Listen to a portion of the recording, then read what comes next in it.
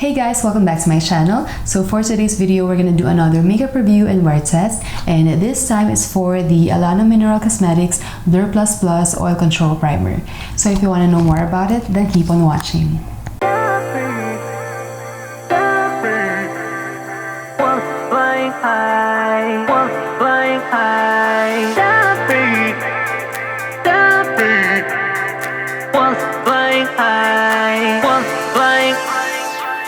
In one of my previous videos, I've mentioned that I'm not a big fan of primers, but I'm still open to try different types of primers para makita ko yung effect nila and makita ko rin kung ano ba talaga yung suitable sa skin ko. What I'm also looking for primers is the pore blurring effect, mattifying, oil controlling, and of course, prolongs makeup wear time. So here's the product. Nakalagay na siya sa sachet na merong tube and cap sa taas. So Ellana Mineral Cosmetics Blur Plus Plus Oil Control Primer with Sebocure by Spectrum Korea, and it has 30 grams. So nasa likod yung description and ingredients na. Basahin na lang natin. This supercharged primer mattifies the skin and controls excessive oil production. The perfect combination to banish blemishes, revealing your real radiance the more you use it. Powered by Sebocure that contains the following active ingredients. Our new and improved primer features sebum regulating and which curbs redness and banishes blemishes while making sure your makeup stays put and stays fresh even in the bright sun. How to use: apply with clean fingers or makeup brush or sponge. Spread evenly until absorbed. This product may be worn alone or as a makeup base. It retails for 899 pesos and you can buy this at the malls, sa mga Ellana counters sa Watsons and department stores. And it is also available in Shopee, Lazada, and of course sa website nila, which is ellanacosmetics.com. Now, I'm gonna apply the primer on half of my face and none on the other half so that we can have a comparison if its claims will actually work.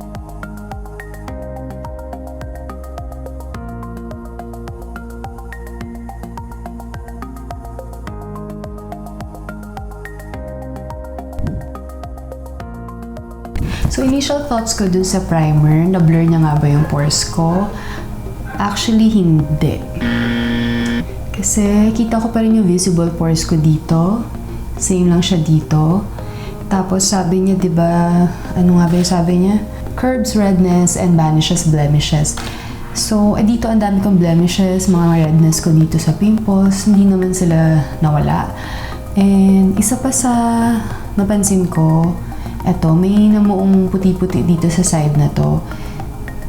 Ayan, yan yung actually problema ko dito sa primer na to. Hindi ko alam kung bakit may puti-puti na namumuo.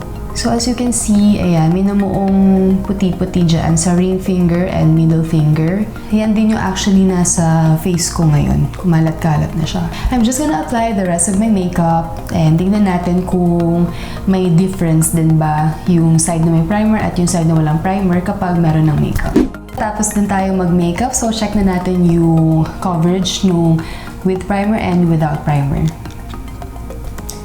Yan. Honestly, walang pinagkaiba. So, yung coverage at yung finish dito sa may primer at yung walang primer, wala talaga siyang difference. Although, yung mga visible pores ko na-cover naman ng foundation. So, ang ginamit ko sa foundation ay yung Mary Kay Time Wise Matte Wear Foundation. And sinet ko siya nung Mary Kay Mineral Press Powder. I'm gonna give an update after 3 to 4 hours para ma-check natin kung nakokontrol niya ba talaga yung oiliness at kung napoprolong niya ba talaga yung makeup wear time. Time now is 10:23 and I'll be back later. Update na tayo guys, and the time now is 2:34 a.m. So I'm wearing this makeup for 4 hours na. So as you can see, ang oily na ng face ko, especially in T-zone. Ayan, buong face talaga oily na. So check natin kung yung foundation ay humulas na ba o intact pa rin. So foundation, I believe hindi pa siya nahulas. Hindi ko lang sure sa T-zone. Sa chin nandun pa rin. Sa nose hindi ko makita kasi ang daming oil. And sa forehead ko, ayan, ang dami ring oil. Ito na yung blotting film natin. So, ito yung side na merong primer. Ito naman yung side na walang primer. So, halos magkapareho lang sila. Pero I think Mas marami to ng konti, itong side ng may primer versus dun sa side ng walang primer. Mag-retouch na lang muna siguro ako ng powder para ma-mattify naman yung skin ko.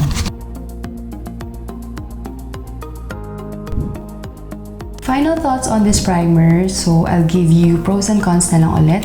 And let's start ulit sa cons. Isa sa mga ayaw ko dito, ang tagal niya ma-absorb ng skin. So, ang tagal mo siyang i-blend sa face mo para lang mawala yung, alam mo yung parang greasy feeling. Kasi yun yung pinaka-ayaw ko sa mga primers, especially sa silicone primers. Na-greasy yung feeling niya sa skin, na yun yung isa sa mga dahilan ko bakit nagsaslide off yung makeup eh. Kanina talaga minasage ko siya sa face ko para lang completely ma-absorb ng skin ko. At sa mga claims na itong product na to, for me in my experience, walang totoo. So it doesn't control excess oil, doesn't blur pores, it doesn't curbs the redness on my skin, and definitely hindi rin naman niya na banish yung blemishes sa skin ko kasi yung pores niya hindi niya na blur out yung blemishes pa kaya ko nga siya nilagay dito sa right side ng face ko kasi dito ako maraming redness tsaka pimples kanina, diba? Pero ayan, kita niya naman, kita pa rin siya ngayon. At ito, ayan, reddish pa rin siya. Dito, medyo, kasi ito mas malaki ito. So, ayan. And for me, this primer is pricey, especially sa packaging niya. So, actually gusto ko naman po yung sige Ellana sa concept nila sa mga packaging, mga environmental friendly na packaging, like yung mga powders nila, nasa sachet din, tapos ilalagay mo na lang sa refillable jar. Pero hindi ko mag-gets na yung primer ilalagay sa ganito. It reminds me of something eh. Parang pagkain nila tayo na may kamukha siyang packaging pero hindi ko na maalala kung ano yung pagkain na yun. For me, $899 tapos ganito yung packaging is not worth it. Tapos yung product itself, for me, it's not worth it. At yung isa rin sa ayaw ko dito is yung namuo siya, di ba? Yung parang may white-white kanina. It reminds me of lotion na pag nahalo sa powder, ganun. Kasi dati na-experience ko yun na pag after ko mag-lotion, tapos saka ako maglalagay ng baby powder sa leeg. Minsan hindi pa completely absorb ng skin ko yung lotion, tapos maglalagay ako ng powder sa kamay. So, ayun, naghahalo sila, namumuo yung powder. So, parang ganun tong primer na to. For the pros, actually, wala akong maisip. To be honest talaga, wala akong maisip na pros para sa primer na to. Kasi lahat ng claims niya, hindi ko na-experience. Actually, na-excite ako nung i-release ni Ellana tong primer na to kasi nga nakaka-control daw ng excessive oil production.